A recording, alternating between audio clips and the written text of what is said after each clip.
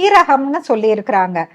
சீரகம் இருக்கு, கருஞ்சீரகத்துக்கு நல்ல ஆன்டி கேன்சர் ஆக்டிவிட்டி இருக்கு.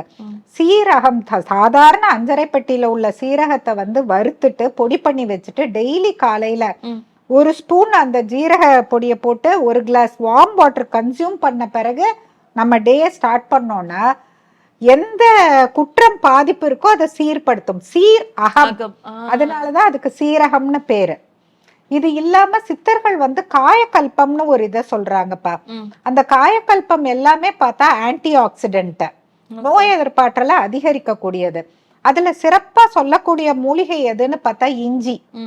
இஞ்சி வந்து கோட்டையை போல நம்ம உடலை காக்கும் சொல்லிட்டு. இன்னொன்னு வந்து நெல்லிக்காய்.